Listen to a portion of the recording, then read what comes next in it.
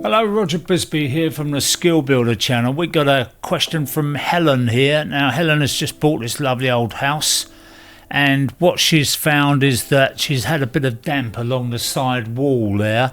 So what they've done is they've dug back all the earth, and they've made sure that the earth is below the damp-proof course. They've got a slate damp-proof course there. This house is about 100 years old. It's got cavity walls, so maybe slightly less than that, but no, 100 years old would be a fair estimate now. So they've got this side bit here, and they've taken all that earth away, and they've got a bit of old tarmac hogging down there or something, which is fine. Now, the damp-proof course is just about there, just below those air bricks, which have been renewed.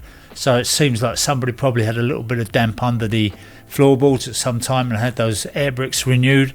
But the damp-proof course is a slate damp-proof course. It goes along there, and you can clearly see the difference in the damp below the slate damp-proof course, and then above it, it's far less. So it means that that slate damp-proof course has been doing a useful job, stopping rising damp, which is what they're intended to do. She's got a little bit of spalling on some of those bricks, nothing really to worry about. But if she could get that ground level down a bit more so that we've got a couple of bricks clear there, that would help prevent any splashing. So if we look at this picture, we can see that this rainwater pipe, Helen said this rainwater pipe was just running straight into the ground there, and you can see how much water has collected around there, how damp it's made those bricks, and somebody's even replaced a couple of bricks here, so they were probably spalling, they're probably getting soaking wet from this rainwater coming off the roof, just running down into that earth. I mean, I've seen it a number of times now, and it really is criminal. That's got to be taken away from the house,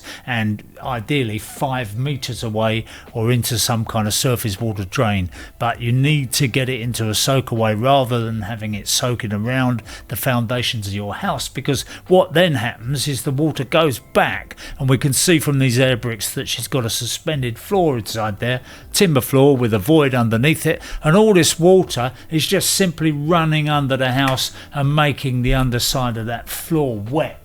So it's very, very important that you take care of those rainwater issues. Go around, look outside your house. Any signs of damp, any signs of leaking gutters, flooded block drains, anything like that, really just fix those. They're very cheap and easy jobs to fix, and they will make a huge difference to the damp. So if that had been done earlier, then perhaps somebody wouldn't have had to do all this pointing here that they've done in an effort to try and stop the damp. But you know, this pointing often does more harm than good. This is a sand and cement weather-struck pointing they've put in here. I think Helen's done a good job here. Now this is what I wanted to show you, which is the stepped foundation.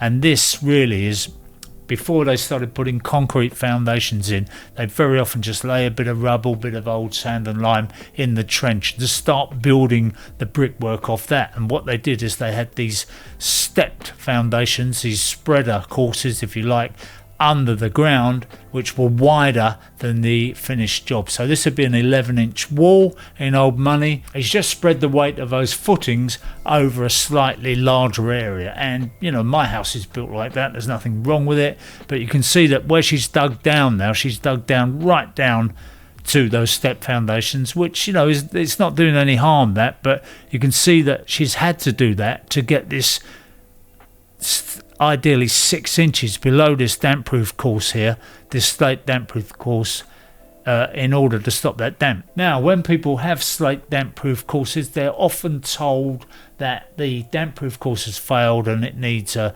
special damp-proof course put into it. Now, there's nothing wrong with putting in more damp-proof course, but it's generally not necessary. You will find in the vast majority of cases that those slate damp-proof courses, which are 2 layers of slate overlapped, are perfectly all right. And if you get any trouble with them at all, it'd be a very localized bit of trouble, very localized break. But in this case, I don't think there's anything wrong with it. I think that this bit of ugly pointing is doing more harm than good.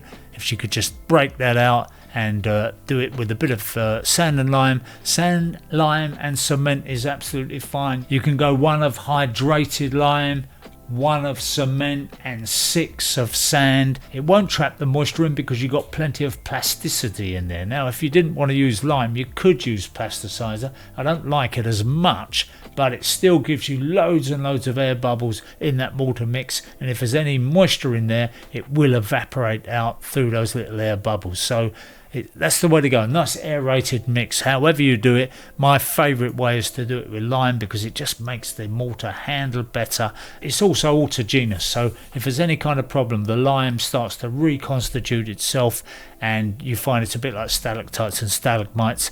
If there's small cracks in the mortar, the lime will kind of rush in to fill the little cracks, micro cracks. Every time I would recommend lime, but there's nothing wrong with using a bit of sand and cement. I know people are going to say, oh, you should never ever use sand and cement, that's death to the building, but really that's an exaggeration. Sand and cement has got a perfectly good track record, provided it's not too strong and it's got a plasticizer or lime in it to make sure that the moisture can escape. So I hope that helped, Helen. I kind of broadened it out slightly because I wanted to make it applicable to as many viewers as possible, because I know a lot of people are suffering all kinds of damp problems at this time of year, and we are trying to get round to answering all these emails and bringing you some solace, if you like. Don't forget to subscribe to our newsletter, by the way, because we've got lots of nice things in there that tell you about upcoming videos, also tell you about special offers,